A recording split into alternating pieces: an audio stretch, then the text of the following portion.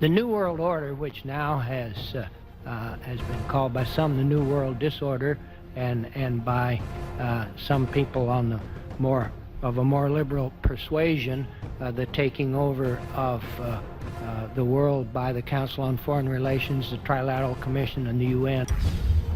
But what are these organizations? Who founded them? And what are the stated goals of each? Among the charter members were W. Averill Harriman of Union Banking, then President of the United States Woodrow Wilson's main advisor, Colonel Edward Mendell House, John D. Rockefeller, the founder of Standard Oil, banking mogul J.P. Morgan, and prominent bankster Paul Warburg. Well, the Council on Foreign Relations exists today. It's probably the most powerful single organization in America. Many observers, including myself, believe that it is the hidden government of the United States. These people are not elected to office, and most Americans don't even know who they are. But they are holding all of the important positions in society. There are only about 4,000 of them in the United States, but I don't care what organization you want to look at, whether it's government, or whether it's universities, or the large media centers, or whatever it is. You look at the people at the tops of those organizations, the owners, the managers, the CEOs, the board of directors, and I'm going to say probably 80 to 90% of the great power centers of America are dominated by just those 4,000 people who are members of the Council on Foreign Relations.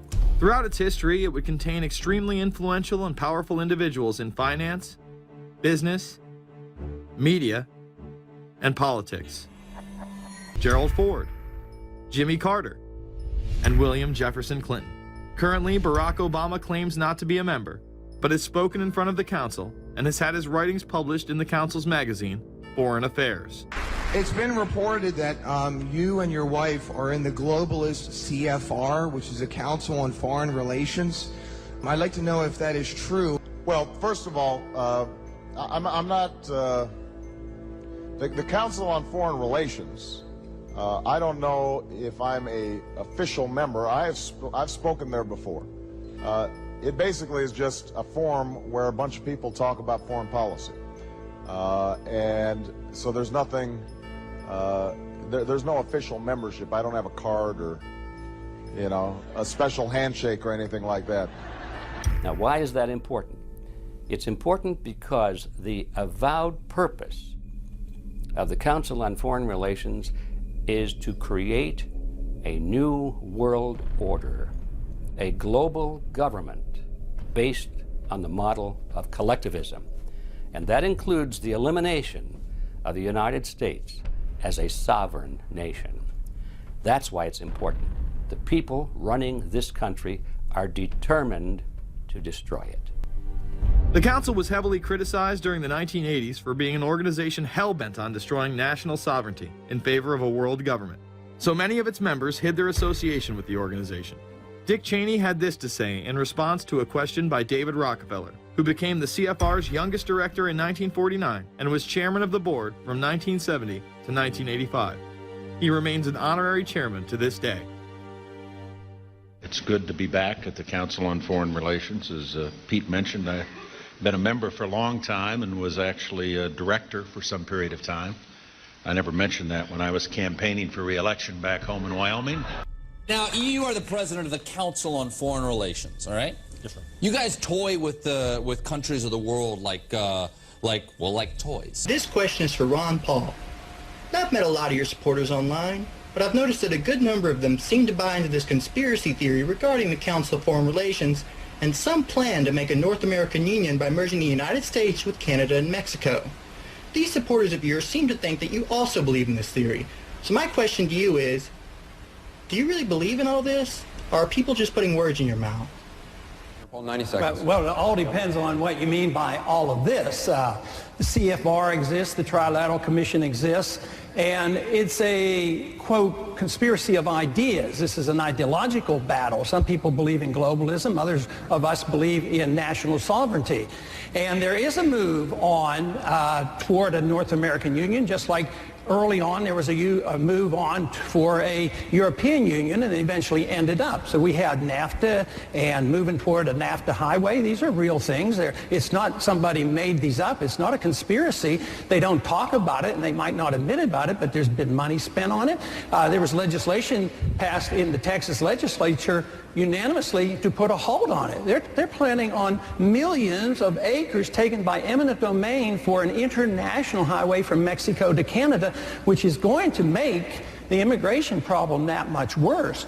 It's a contest between ideologies, whether we believe in our institutions here, our national sovereignty, our Constitution, or are we going to further move in the direction of international government, more UN? You know, this country goes to war under UN resolutions. I don't like big government in Washington. So I don't like this trend toward international government. We have a WTO that wants to control our drug industry, our nutritional products. So I'm against all that, but it's not so much as a sinister conspiracy. It's just knowledge is out there. If we look for it, you'll realize that our national sovereignty is under threat. Council on Foreign Relations provides a window to the real story. The Speaker, Vice President Dick Cheney, takes a question from David Rockefeller. Vice President, I just enjoyed so much your whole speech, but I was particularly pleased that you gave such a strong endorsement for the free trade agreement for all the Americas, subject that has been of great concern to me for many years, and particularly recently, and I think it's absolutely essential for the strength of our economy. Rockefeller's role in the drive for an FTAA was a lot more central than he portrays. Rockefeller cultivated Latin American leaders who could be counted on to support such a proposal. Both the 1994 Miami Summit and the FTAA proposal were conceived and nurtured by a Rockefeller-created network. Prominent among the organizations sponsoring the Miami event were the Council of the Americas, founder and honorary chairman David Rockefeller, the Americas Society, chairman David Rockefeller, the Forum of the Americas, founder David Rockefeller, the Institute for International Economics, financial backer and board member David Rockefeller, the Trilateral Commission, founder and honorary chairman David Rockefeller. Secretary of State Hillary Clinton also reveals the importance of the CFR here. But it's good to have an outpost of the council right here down the street from the State Department. We get a lot of advice from the council, so this will mean I won't have as far to go to be told what we should be doing and how we should think about the future.